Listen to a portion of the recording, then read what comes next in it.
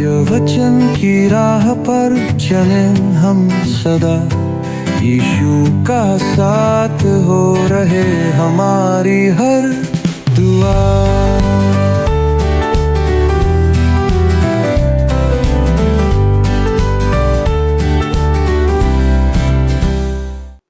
प्रिय दर्शकों, आप सभी को प्रेम भरा नमस्कार और आज के सत्य वचन बाइबल अध्ययन में आपका स्वागत है। मुझे पूरा विश्वास है कि आप बड़ी ही बेसब्री से इस प्रसारण का इंतजार करते हैं, क्योंकि यह परमेश्वर का जीवित वचन है जो हमारे जीवन को आत्मिक ऊंचाइयों पर ले जाता है। मित्रों, आज हम मीका नबी के 4 अध्याय के 7वें पद से अपना मनन आरंभ करने जा रहे हैं और हम देखेंगे कि परमेश्वर उस दिन किस प्रकार इज़राइल के सभी बचे हुओं को बंधुआई से वापस लेकर आएगा। आज भी यह भविष्य की घटना है, जैसा कि बहुत से लोग इसे नहीं समझ पाते। तो चलिए मित्रों, हम अपने अध्ययन में आगे बढ़ते हैं और उन भेदों को समझते हैं जो परमेश्वर के वचन में दिया गया है। नमस्कार मित्रों, आप सभी पर हमारे परमेश्वर का अनुग्रह और शांति बहुतायत से बनी रहे। दोस्तों, परमेश्वर के वचन को जानना और उस पर चलना ही हमारे जीवन का उद्देश्य होना चाहिए। इसलिए हम बाइबल अध्ययन पर अधिक बल देते हैं। दोस्तों, आइए हम मीका नबी की पुस्तक के अध्ययन में आगे बढ़ते हैं। पिछले अध्ययन में हमने देखा था कि जिस प्रकार इस्राएल परमेश्वर से दूर चले गया था, उसी प्रकार आज बहुत से राष्ट्र और कलीसियाएं भी व्यवहार कर रही हैं, जो आज हमारे लिए एक चेतावनी है। उन देशों में परमेश्वर के वचन के प्रति अज्ञानता बढ़ती जा रही है।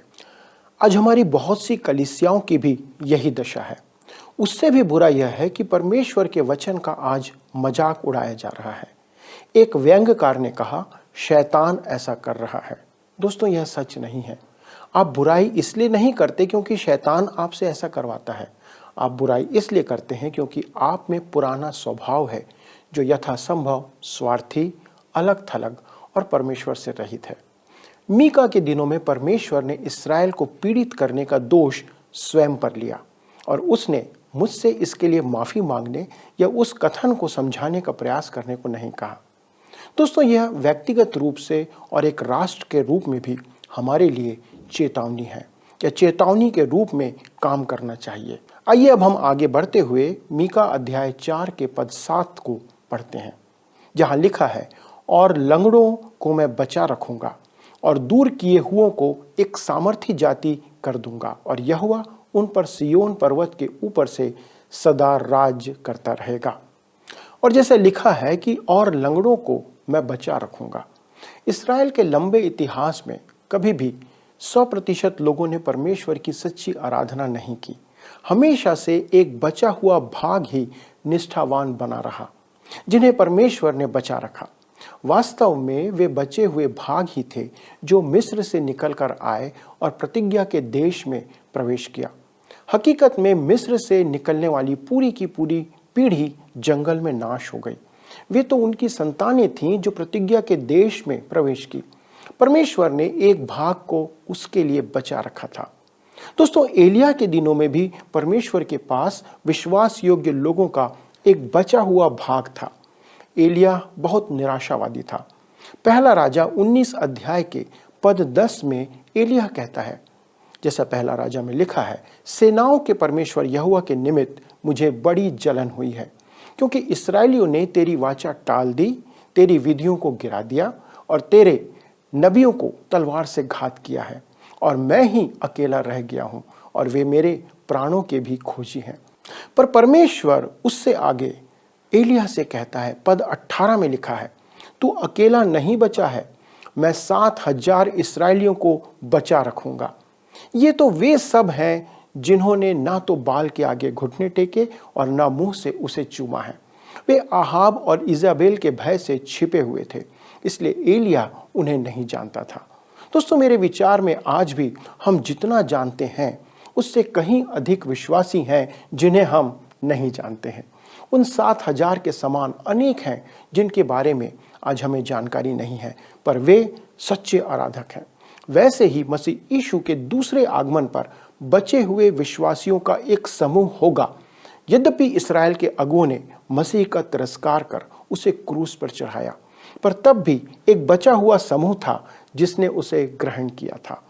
पिंतेकुस्त के दिन भी एक बड़ा समूह था जो प्रभु की ओर फिरा, वह भी एक बचा हुआ समूह था। हमारे आज के समय की बात करें तो कलीसिया में भी आज एक बचा हुआ समूह है जो उसका नाम थामे हुए है। जैसा मैंने कहा था, संसार में आज हमारे अनुमान से अधिक विश्वासी हैं, पर यह भी सत्य है कि आज कलीसिया में भी केवल थोड़े ही से विश्वासी या सच्चे विश्वासी पाए जाते हैं। क्या आप यह जानकर आश्चर्यचकित हैं कि आज कलीसिया में केवल थोड़े से हैं जो सच्चे विश्वासी हैं, जबकि वे मसीही समुदाय और सेवा में बहुत सक्रिय पाए जाते हैं। आज समृद्ध समाज के अनेक जन कलीसिया के सदस्य हैं, परंतु झूठे भक्तों की भी कमी नहीं है। वे नया जन्म पाए हुए नहीं हैं। पौलुस इनके बारे में इब्रानियों की पत्री 12 अध्याय के 6वें पद में कहता है, क्योंकि प्रभु जिससे प्रेम करता है उसकी ताड़ना भी करता है तथा प्रत्येक संतान की अग्नि परीक्षा वह करता है। यदि आपके पास कोई धातु है और आप उसे सोनार के पास लेकर जाएं, तो वह उसे आग में परख कर देखेगा कि आपके पास सोना है या कुछ और धातु। दोस्तों, परमेश्वर अपनी संतानों को आग में परखता है। कलीसिया के सदस्यों पर सताव आएगा जो प्रकट करेगा कि सच्चा विश्वासी कौन है और कौन नहीं है। परमेश्वर के पास कलीसिया में भी ऐसे बचे हुए विश्वासी हैं। आज के वर्तमान समय में इस्राएलियों के बीच में भी विश्वासियों का एक छोटा समूह है। शायद हमारे विचार से वह अधिक है। प्रत्येक राष्ट्र में सच्चे विश्वासियों का छोटा समूह आज है, यद्यपि स्थानीय कलीसिया में वे नहीं पाए जाते हैं। दुर्भाग्य से आज कलीसिया के कुछ सदस्यों की हरकतें अनेक विश्वासियों के लिए द्वार बंद कर रही हैं। फिर भी परमेश्वर के पास उसके बचे हुए विश्वासी सदा बने रहते हैं। धर्मशास्त्र में बचे हुए शब्द एक अति महत्वपूर्ण अभिव्यक्ति है। आप इसे अनदेखा नहीं कर सकते। मीका के युग में परमेश्वर कहता है कि वह पीड़ित लोगों का एक समुदाय बनाएगा, जिससे वह एक दृढ़ राष्ट्र तैयार करेगा और सदा के लिए वह उन पर सियोन पर्वत से राज्य करेगा। आइए हम आगे बढ़ते हैं और अध्याय 4 की पद संख्या 8 को देखते हैं, जहां पर लिखा है, हे एदेर के गुम्मट, हे सियोन की पहाड़ी, पहली प्रभुता अर्थात यरूशलेम का राज्य तुझे मिलेगा। जैसा लिखा है, हे एदेर के गुम्मट, हे सियोन की पहाड़ी। संभवतः परमेश्वर उस देश की भूमि को संबोधित करते हुए कह रहा है कि दाऊद और सुलेमान का सा राज्य फिर आएगा जो मसीह का होगा, पर वह राज्य उससे अधिक महान होगा। यह राज्य अब तक नहीं आया है। यदि इस्राएल के लोग किसी कारण से स्वदेश वापस आए हैं, तो वह है महाक्लेश का आने का समय, जो अभी भविष्य की घटना है। आइए अब हम आगे बढ़ते हैं और निकट भविष्य की घटना के बारे में देखते हैं। यह एक प्रकार से सूर्य पर छा जाने वाला बादल है। अधिकांश बाइबल ज्ञाताओं के विचार में अगले 2 पद बेबीलोन की बंधुआई के विषय में है। आइए हम पढ़ते हैं मीका 4 अध्याय का 9 और 10 पद, जहां लिखा है, अब तू क्यों चिल्लाती है? क्या तुझ में कोई राजा नहीं रहा? क्या तेरा युक्ति करने वाला नष्ट हो गया, जिससे जच्चा स्त्री के समान तुझे पीड़ा उठती है? हे सियोन की बेटी, तू जच्चा स्त्री के समान पीड़ा उठाकर उत्पन्न कर, क्योंकि अब तू गढ़ी में से निकलकर मैदान में बसेगी, वरन बेबीलोन तक जाएगी, वहीं तू छुड़ाई जाएगी, अर्थात वहीं यहोवा तुझे तेरे शत्रुओं के वश में से छुड़ा लेगा। मित्रों, मेरे विचार में इन पदों का स्पष्ट विवरण बाबुल की बंधुआई की भविष्यवाणी से है, जो दक्षिणी राज्य पर आने वाला था। अब मीका स्पष्ट रीति से जब कहता है सियोन की बेटी, तब वह दक्षिणी राज्य यहूदा के संदर्भ में कह रहा है। यहाँ जच्चा स्त्री के समान पीड़ा शब्द मेरे ध्यान आकर्षण का कारण है। वास्तव में मैं इस पीड़ा के बारे में कुछ नहीं कह सकता। मानव परिवारों की आधी जनता जच्चा की पीड़ा के बारे में कुछ नहीं जानती है। केवल हमारी बहनें, स्त्रियां इसके बारे में जानती हैं। जच्चा किसी पीड़ा के बारे में मैं जितना जानता हूं, केवल वह यह इतना है जिसे मैंने अपनी पत्नी को गुजरते हुए देखा है और दूसरों से सुना है। प्रसव पीड़ा बहुत भयावह होती है। वह ऐसी होती है कि कोई मनुष्य लंबे समय तक उसे सहन नहीं कर सकता। वह अस्थायी और थोड़े या कम समय की होनी चाहिए। यहाँ पर मीका नबूकदनेस्सर द्वारा यरूशलेम पर आक्रमण की बात कर रहा है। नबूकदनेस्सर 3 बार यरूशलेम तक आया और आक्रमण नहीं किया, पर तीसरी बार उसने मंदिर को ध्वंस करके जला दिया। यहूदा के लोगों की पीड़ा को एक स्त्री की प्रसव पीड़ा के समान यहाँ पर प्रस्तुत किया गया है। दोस्तों, इसे थोड़े समय का होना था, अन्यथा यहूदा का राष्ट्र, उसका अस्तित्व समाप्त हो जाता।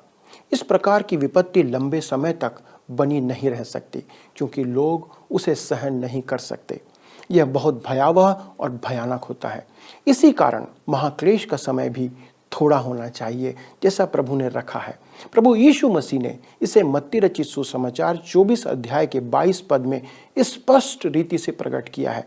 यदि वे दिन घटाए ना जाते तो कोई प्राणी ना बचता, परंतु चुने हुओं के कारण वे दिन घटाए जाएंगे।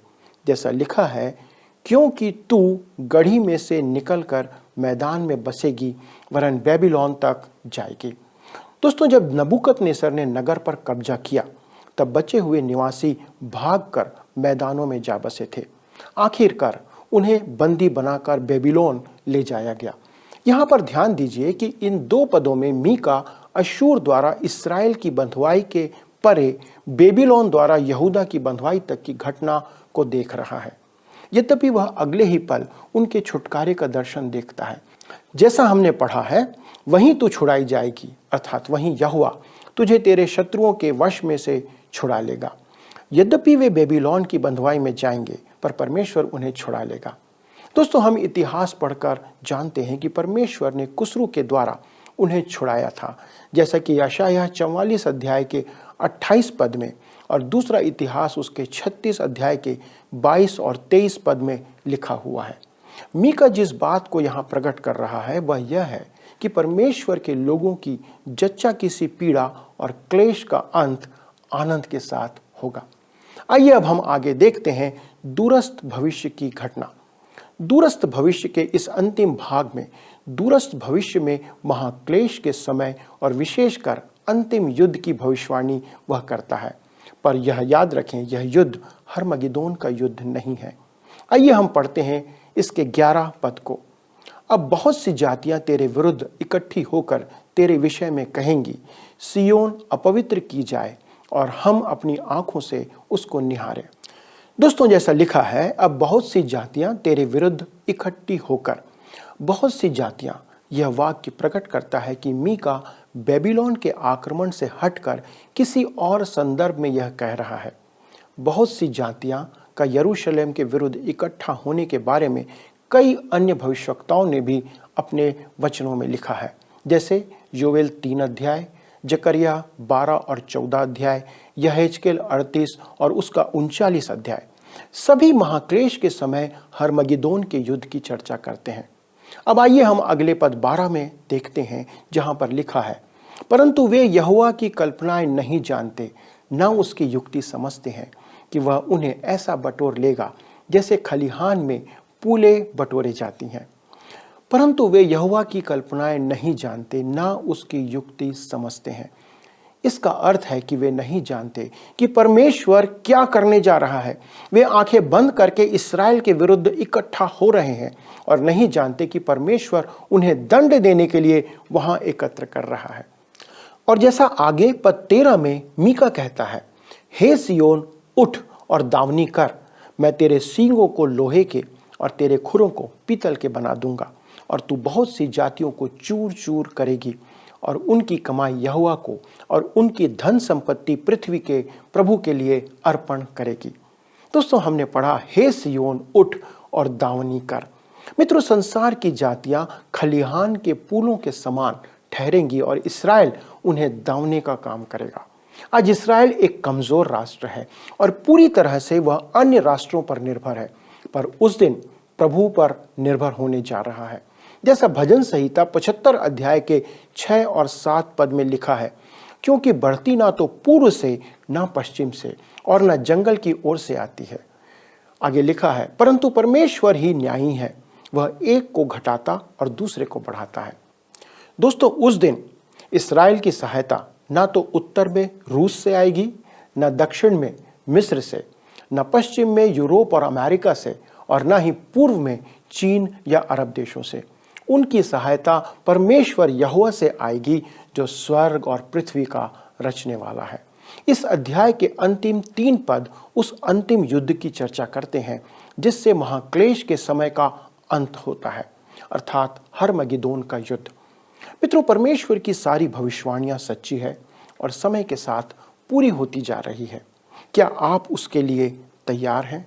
क्या आप वचन के आधार पर उस समय के लिए जीवन जी रहे हैं? इस बात पर कृपया विचार करें। आइए हम धन्यवाद और प्रार्थना करें। स्वर्गीय पिता, हम धन्यवाद देते हैं हमारे प्रभु यीशु क्रिस्त के नाम से कि आपने अपने लोगों के लिए, लेकिन इसके विपरीत प्रभु सारे संसार के लिए आपने उन बातों को अपने वचन में प्रकट किया है। परंतु कितने ऐसे लोग हैं जो इस बात की चिंता करते, आपके वचन को पढ़ते, उस पर मनन करते और जानना चाहते प्रभु कि आपने भविष्य के लिए क्या योजनाएं बना रखी हैं। पिता परमेश्वर, हमारा पूरा भरोसा केवल आप पर और आपके वचन पर है। हमारे दर्शक भी प्रभु हमारे साथ इसलिए जुड़ते हैं क्योंकि वे आपसे और आपके वचन से प्रेम रखते हैं। वे आपके वचन के भेदों को जानना चाहते हैं और हम धन्यवाद देते हैं प्रभु कि आप इस अध्ययन के द्वारा हमारी सहायता कर रहे हैं। प्रभु, हमारी विनती है कि ये वचन जो हमारे कानों से होकर अंदर जाता है वो हमारे हृदयों में बसने पाए और पिता परमेश्वर, हम इसके अनुसार जीवन जीते रहें। हमारा विश्वास और भरोसा केवल आपके वचन पर अंत तक बना रहे। धन्यवाद देते हैं। प्रार्थना को सुनने के लिए इस विनती को प्रभु यीशु क्रिस्त के नाम से मांगते हैं, आमीन। दोस्तों, अगले प्रसारण पर हम इस अध्ययन को आगे बढ़ाएंगे। तब तक परमेश्वर का अनुग्रह और आशीष आप पर बनी रहे। आइए अब हम प्रश्नों को देखें। पिछले प्रश्न का उत्तर है सी, पृथ्वी पर यीशु मसीह के दूसरे आगमन पर।